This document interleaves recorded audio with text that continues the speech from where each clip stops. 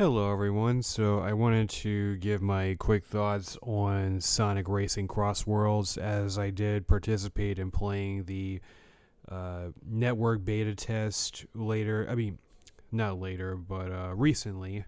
Which, by the way, as I'm making this video, they have confirmed that there's going to be a free downloadable demo later on, well, sometime in the middle of this month, for those who missed out on the beta test. This is actually the first time I've ever played any sort of beta to a game, because I grew up in a time where betas were usually played at conventions and stuff, which there still are, but it's not every day where you get to download a beta and play it for a limited time in the comfort of your own home. I didn't play it very much. I played it for 3 out of the 4 days that it was available, and only clocked in about 3 to 5 hours of playtime, which is definitely not much. Which, now that I think about it, I probably wasn't going to be playing the beta very much anyway, as most of my playtime goes towards playing with one of my friends, as there wasn't really a lot of single-player content available, with only one of the cups available to play through. And I thought the way that the cups were set up was actually pretty interesting, because usually in a lot of kart racers or racing games, as far as my knowledge goes of racing games, each cup has 4 races, 4 different tracks, but with Sonic Racing CrossWorlds, there's 3 races. Well, actually, no, there's 4 races, but the 4th race is all 3 tracks in one single race, as you are crossing worlds between each track. 1 lap per track. I noticed that with the beta, you would have to unlock the online mode by playing the cup first. And I wonder if the final game is going to make the online mode unlockable after playing 1 cup as well. I didn't get to play as all the characters, not that I really wanted to. I mostly just played as Knuckles. Depending on which character you choose also determines your rival. I chose Knuckles, so it gave me Amy as a rival, which I thought was pretty interesting. Which, by the way, I've seen a lot of the rival interactions on Twitter, and I've got to say, they're actually pretty interesting. There's a lot of different character interactions too, especially a lot of unlikely interactions. Like, you would expect there to be some sort of interaction with Sonic and Tails, or Sonic and Knuckles, or Sonic and Shadow, or Sonic and Amy, or maybe Shadow and Rouge, Shadow Omega, Amy and Cream. But then there's unlikely interactions from Cream and Omega, Cream and Storm. And I'm just going, I've never seen this many possible character reactions from any video game of any kind. Not even fighting games typically have this amount of rival interactions, because I've always viewed rival interactions in video games as something similar to a special occasion. Like in the Dragon Ball fighting games, like those games had special interactions from Goku and Vegeta, Goku and Gohan, and so on and so forth. And there's a lot we still haven't seen from this game yet, and there's going to be much more characters added later on. There's going to be a lot more stages and vehicles. I feel like that's definitely going to be one of the standout features of this game, in my opinion. As for the gameplay itself, I think it's solid. I always enjoyed the Sonic racing games. Sonic and Sega All-Stars Racing and Sonic and All-Stars Racing Transformed were my games back in the early 2010s. I never completed them, but I did enjoy them. I didn't play Team Sonic Racing though, so I'm not too familiar with what that game was doing.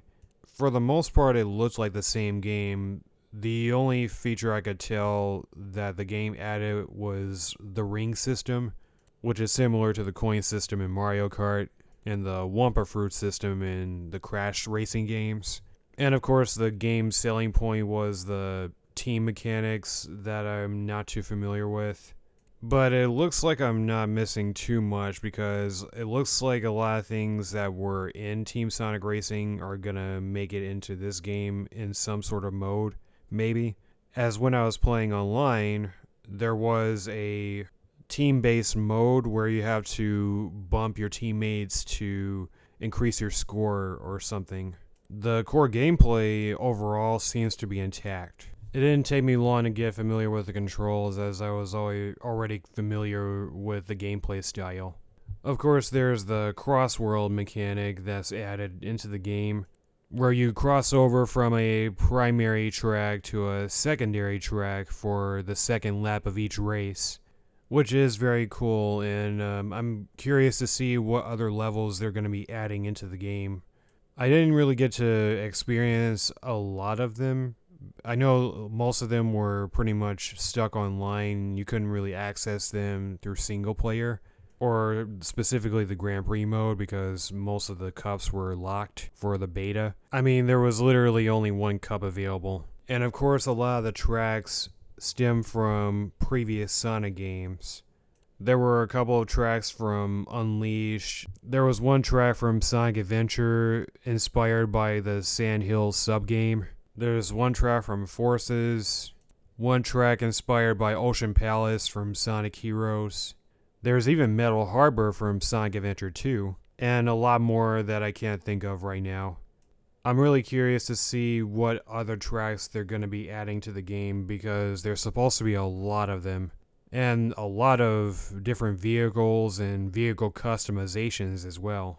Which already sounds very overwhelming because I know I'm not going to be completing this game. Because I'm just going to say right now, I don't really see myself playing this game for way too long.